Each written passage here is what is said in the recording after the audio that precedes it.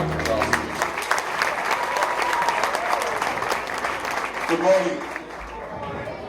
Too quiet. Good morning. Good morning. I need that energy because what we're about to tackle is really tough work.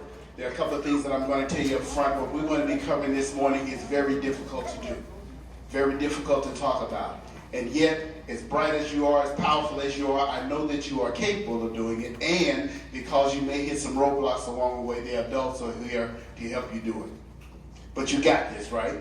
Yeah. I'm sorry, you're quiet again. You got this, right? Yeah. You have to come with this kind of energy because I'm going to be very honest with you. I'm a little bit older than you, and the problems that we want to be talking about are problems that my generation created that you're going to have to fix. And that's real. That's real. That's real. So we want to get started. We're going to cover a couple of things at the beginning, and one of those is the context, a tool for how we want to do the work today. And this is called Courageous Conversations. So Courageous Conversations were generated by a gentleman named Glenn Singleton. This came out of the fact that when you start looking at research and records, you'll find out that throughout the country, there's always this gap between the academic performance of children of color and white children. It's just a fact. There are lots of reasons why. But one of the things that became true is that teachers recognized that they had a lot to do with that. How teachers see children that are different from them, how teachers understand and seek to relate. Teachers weren't doing a good job of that. Educators weren't doing a good job of that. So Glenn Singleton created a model called Courageous Conversations, and the whole point of it was to have teachers begin to address their role in being sure we eliminate the gap. So I'm going to walk through real quickly what's called 4 agreements, and that's what we're going to do. So here's what I want you to do. I want you, as I begin the conversation, I don't want you to go look anything up online. I want your thinking first. I know after I finish, you're going to go wherever you go. You're going to pull up the definitions, but I want your thinking first. Can we agree on that? Yeah. Okay, you got quiet again. Can we agree on that? Yeah. Okay. So here we go. First, courageous conversations. This is the definition. Key word here is productive. There are a lot of conversations in this country about race. Very few of them are productive. People rant and rave and yell and scream and call each other names and nothing gets done, and then we get quiet for 3 years and we start it all over again. Courageous conversations are designed for us to be productive. A process whose purpose is to engage, that means people get involved, continue the conversation and deepen understanding. It is about race, racial identity, institutional racism, and I'm going to cover those words in a little bit later in the morning. And the whole point of these, as I pointed out earlier, was to look at schooling and how schools impact achievement. That's the purpose. My interpretation is simply this. This is a productive way to have discussions about any different topic. Any topic at all, you can use this model. And so that's why I give you the context. You'll return to this throughout the day. You're going to be working together throughout the year, and this is the focus you're going to have. So, these are the norms that we're covering today. 2 things only. Aloud now. Please read the first one. Be respectful. A little bit louder, please. Be respectful. And then again on 2, read the second one. 1, 2. Listen to and open to other opinions. Count that out again.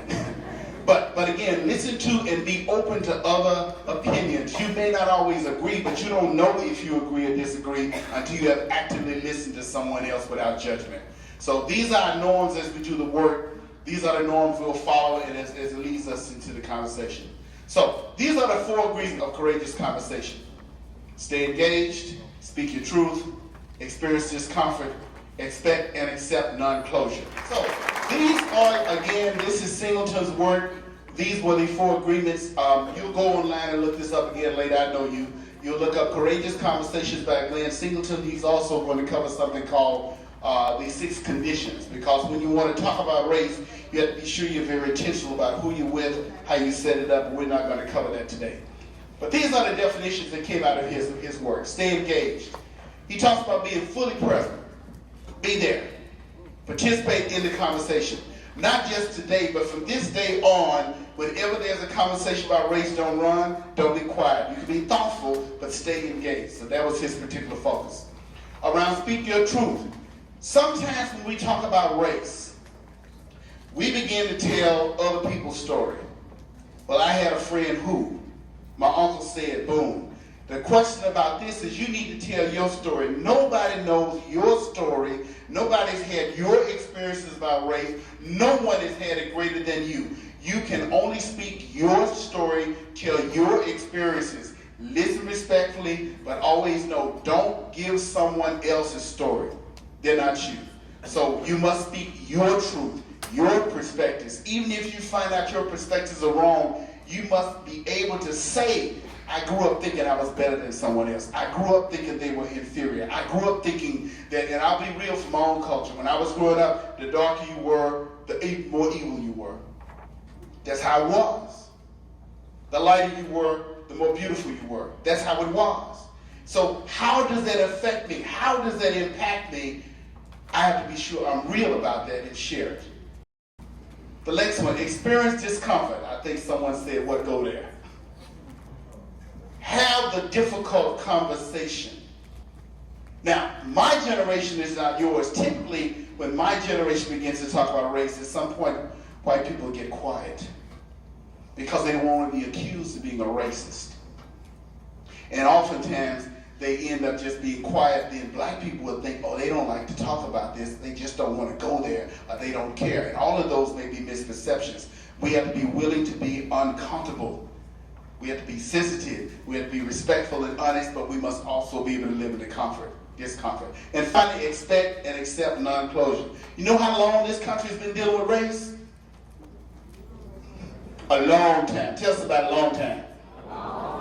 You know, it's not done yet.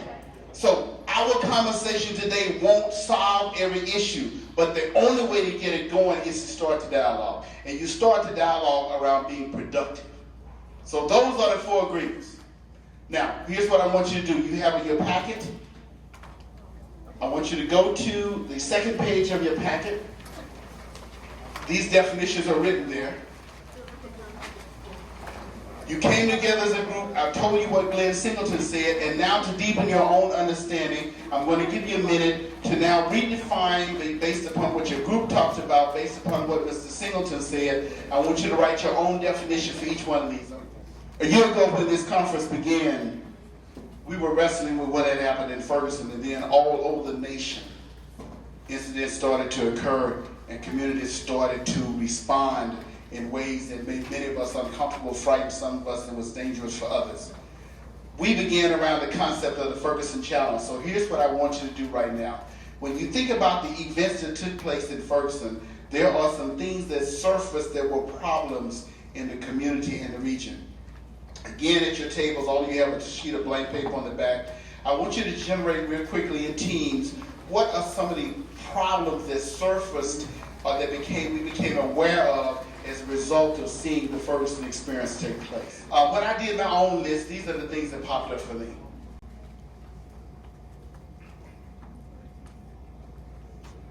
And what I realized is that all of these have an underlying racial connotation, which is what many of you said. I experienced some of this when I think about the governing policies. I was one of those individuals who actually got a speeding ticket in a little area, and I showed up, court started at 7, I got there at 6:30.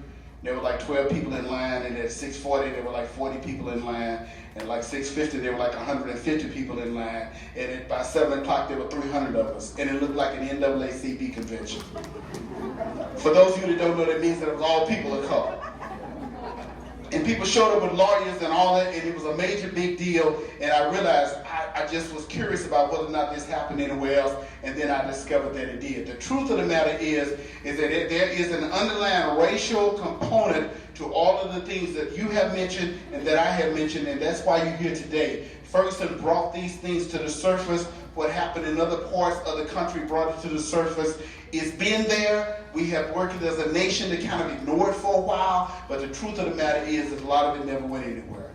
When you hear language like this is a post-racial America, what I have hope about, and Dr. Lubeck and I were talking, is that you guys will make happen what we could not make happen. Race. That's what we're going to talk about first. So I want to do this by taking a poll. I'm going to read a phrase.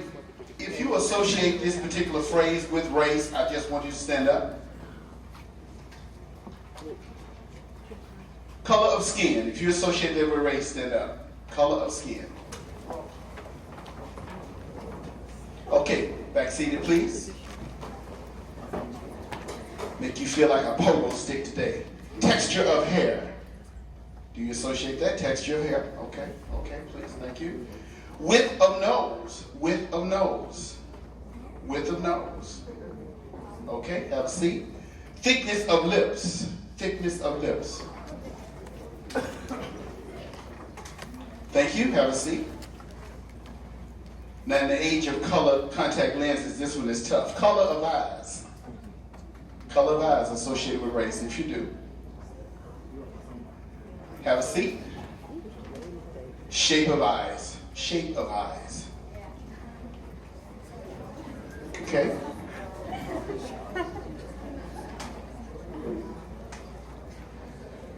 So, what was in common about what I just shared? What were those a list of? What? Physical features. Physical features. Physical features. Race is that classification of people by physical features. So, as the first word, this is what we're going to cover these words as we finish our conversation today. And we have just started with the concept of race. We'll start at the bottom. My apologies. The classification of others in the groups based upon physical features. Now, here's what you need to understand. Biologists will tell you that there is more variation between people among the same race than there is between the races. But as a culture, we have begun to classify people according to physical features. This is important to understand. There's not a basis in biology. It is what is called a social construct. It is an idea. But it is an idea that does have real implications for us. We bear the benefits of it, or we bear the consequences of it, but it is not truly a real concept. Now, here's the problem about it. It's okay to look at people who are viewed differently physically, but the deal about race is we attach a value to it. So as I said to you a minute earlier, if hair is straight, it's more beautiful. If it's curly, it's called kinky. It's called nappy, it's negative. If skin is darker, they are more evil. If skin is lighter, they're nicer. Those are the values. If it's light skin, there is superiority. If there's darkness, then it is inferiority. It is the value that is connected to it that causes us the issues. That's the challenge. So we cannot say race does not exist in terms of the reality of the difference between, come here for a minute. We can't say that there's not a difference in our appearance. Thank you, sir. But the reality is that the differences come in how we respond to it. So that's what race is about. The greater issue, however, is racism. Racism is a system of advantage based on race. Now, from this point on, everything I say, there are people in this room who may not even agree with it. There are people who've been studying this their whole life and they don't usually agree with it. But what I'm sharing with you is the reality of the context we're working from today. Racism is a system. It is a system. It is a system. So let me read this for you. This was from the recent Ferguson Commission. Life expectancy differs by nearly 40 years depending upon zip code. In mostly white suburban Wildwood, the life expectancy is 91.4 years. In the mostly black inner ring suburb of Kinloch, Missouri, life expectancy is just 55.9 years. Black motorists are 75% more likely to be pulled over by police during a traffic stop than white motorists. And more than 14% of black elementary school students were suspended last year compared to 1.3% of their white peers. That's called that's called institutional racism. When we think about racism, we often talk about someone, and the next word racist, the Ku Klux Klan or someone screaming on the news and using the N-word. That's just one aspect of it. We're talking about systems. And this definition, this quote I just shared with you, is about systems. What you guys are going to be talking about today is how you can change systems. How you can change systems. So, I've been talking for about 3 minutes. I'm going to stop. Discuss that your next term is racist. This is the word that often frightens people. Thank you. This is the word that often frightens people because no one likes to be accused of being a racist. This is what generally makes white people, when they're in the middle of the conversation, begin to go silent. Because who wants to be associated with someone who burns crosses and hangs people, kills people? Nobody wants to be associated with that. But that is a narrow view of racism according to what the writers talk about. So this definition is a person who is a member of the dominant group wherever you are and benefits from the inequities. In other words, there are benefits, there are advantages you have simply because you are part of one racial group, and disadvantages if you're part of the other. There's a word called privilege. First place, others will push back. Privilege teaches that if you're born in this culture and you're white, there's just some automatic opportunities you get. You're more likely to have your business plan approved. You're more likely to get the loan. You are more likely to be called back for the job interview. These are not, and this isn't things necessarily that individuals think about doing all the time. Often it's subconscious. So whites are born into this idea of privilege. And again, it's a controversial term because we know all white people aren't born rich. We know that. But the very root of it says that just by the nature of skin color in our country, there are advantages. That's called privilege. So the bottom line is this, that a privileged group has access to benefits simply based upon their color. And a target group has a denial of benefits simply based upon their color. And again, we're not saying that you are, as a white person, or like you made it happen. It is a system that has developed. When we finish this conversation, what we're going to address is what we do about the system. But those are the words race, racism, and racist. They make us nervous. And yet they are the root of many of the challenges that you have to fix that my generation did not fix. All of these things are based on race. Now, I'm going to come back to this, but here's what I want you to do now. Based upon our conversation, and again, this is individual work, what are some examples of racism that you have seen or experienced, participated in, or encountered? And here's the question, how did it leave you feeling? Journal entry. So, quick question, you can just stand and shout this out. Why do you think I would have you share these experiences with each other? Yes, and if you would stand and give us your voice, yes. You don't feel alone, thank you. Yes. See different viewpoints, yes. It goes both ways, okay, yes. Anybody else? Yes. I'm sorry, say it again. Experience discomfort. Look at you here in the class. Yes. Aware that it happens all around you. Yes. Did I see a hand back here? I don't want to know about it. She kind of said it. She kind of said it? You can say it anyway. You want to say it anyway? No. Okay. Thank you. I also did it after I had you to mix up because while some schools came and they came multiracial, some schools came and they were all one race. It's just because racism and institutionalized racism does impact where we live, where we go to school, where we go to a lot of different things. So what I need you to know is that we all experience racism regardless of our race. We experience it from different perspectives, and when I challenge you to think about how it makes you feel, I want you to understand that even if you're a member of the dominant group, there is impact on you from racism. If you're a member of the targeted group, there's impact. There is no one in the culture racism does not impact. Oftentimes in the culture, it is assumed that black people need to resolve the race issue, but that's not how it works. And we're going to cover that later. We all must work on resolving the race issue. So the whole goal of mixing you up, then having you think about your feelings, is to help you understand that there is an impact on all of us, whether you are actually doing it, intentionally, subconsciously, living it, it is having an impact. So none of us are exempt. At the bottom of the screen, there's a phrase called the non-racist.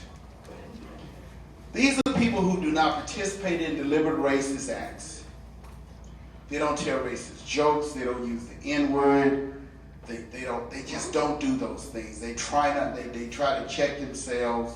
So they don't do those things because they sense that they are wrong. And they just really work to not do that to anybody. They do. They feel it. That's just not right. My mom taught me that's not right. Maybe my uncle does use those kind of words, but I'm not going to do it. And then there's something called the anti-racist. Anyone who actively seeks to challenge racism when and wherever he or she encounters it, either in individuals or in institutions. Those are the two choices that we have, to be a non-racist or an anti-racist. To be a non-racist or an anti-racist. Non-racist is a nice person. They understand that that's wrong, it hurts. Here's what Glenn Singleton said: conscious and deliberate effort to challenge. That's where change comes from. Therefore, what's the choice? Which one? Which one? Which is the right choice to make? Yes, anti-racist. It's not just enough to not use the words. It's not just enough to not use the language. It's not just enough. It's not just enough, because nothing changes if we are silent. There's only one choice: to become an anti-racist. And this is a lifelong journey. It requires skill, it requires deliberate engagement, it requires thinking, and it requires another factor that we're going to unpack in just a few minutes. But that's the choice.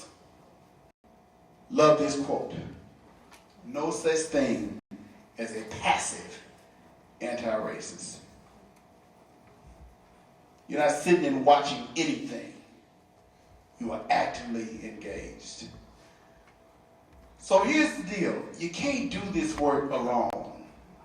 I pulled this picture from the early civil rights movement, these three girls on a march together. One became totally fatigued, the other two got under her arms and held go. This is called being an ally. What is an ally? How do you define an ally? I'm sorry, say it again. A friend, okay, thank you. Give me other words, just popcorn it. What's an ally? I'm sorry, say it again. An assistant? Support system, thank you. Anybody else? Ally. Say it again. Partner, yes. Comrade. Reliable, yes. Someone with a common interest.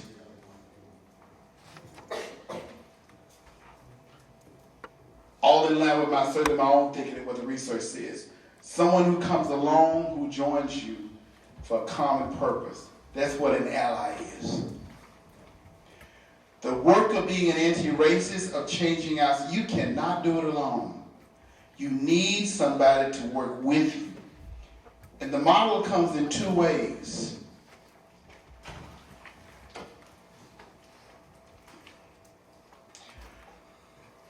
Given the system that we have, those who are in power, often white, talking about my generation, not yours, have to be at the table challenging laws that are wrong, challenging systems that are wrong. And those that are people of color or black have to be working with them, also challenging the impact of that in the community. So an ally is two people possibly coming from two very different places who can attack a problem from two different ways. They can help each other learn about each other. What we're challenging you to do today is to begin to form ally groups both within your school and with other schools. So, time to break it up one more time. Okay.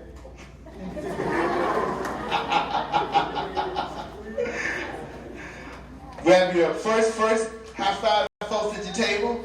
Tell them thank you. Good meeting you. So as we move towards break, we're going to finish this conversation up by now getting into the action stage. You're back in your school group. You had a chance to work with some people other than those you enrolled here with. You're in a new, well, so you're not in a new group. You've already talked, you already know who you are. We have already covered the fact that we now need to work on being an ally. And so in order to become an ally and start the journey towards being an anti-racist, there's some things that you have to do personally. First thing you have to do is get clear about your own biases and prejudices. A bias just simply means you have a tendency to like one thing more than the other. That's all that is. You have a tendency to like, you may have a tendency to like taller people more than short. Doesn't necessarily make it wrong unless you begin to add value to it or build laws around it. Prejudice. Prejudice is when you look at something and before you understand that thing or that person, you have already prejudged them. So the first thing to do if you are an anti-racist is you must get real and admit your own biases and prejudices.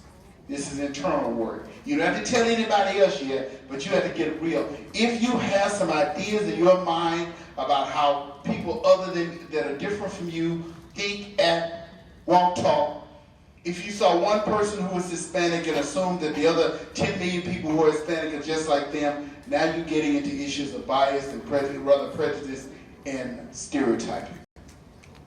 Next thing you have to do, you need to understand what it feels like to be the other, the minority, the only one. You need to understand what that feels like. And then you can know how someone else feels when they're the only. Like being the new kid at school. Or any of a number. What are some things what are some examples of being the other? Just talk to me. Voices I have no, yes. Different religion. What else? Being the other.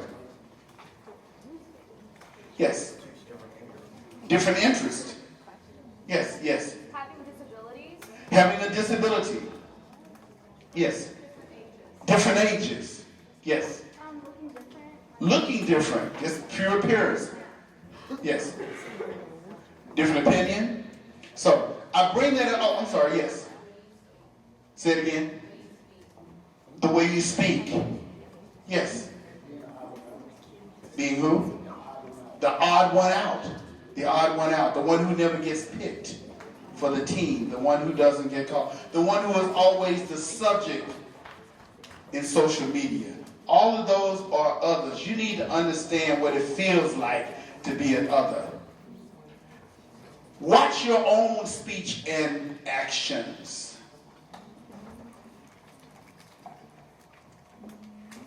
I'm with some older men. We're on the leadership team, and one of them suddenly uses a racial slur. And we're all in the room. We're all black. I need to challenge him. Even as I watch my own language and don't repeat that. So I have to start with me. Model anti-racist behaviors for others. In other words, when you are challenging it, be sure you're doing these things and posing questions to people in a way that others can learn from you. Questioning skills to help people think. How long have you felt that way? When did you first start thinking that way about black people? When did you first start thinking that way about those from the Middle East? What happened? Have you ever wondered if you learn and develop questions to lead people to begin to reflect in their own thinking? But you have to get trained to do that. Some of you are natural, but you can be trained. You just have to want to do that. And then finally, you want to work with people different from you to address these issues. This is how you begin to become an anti-racist. These are the things you do. It starts with you, but then you look for someone to work with. And that's what's going to make the difference.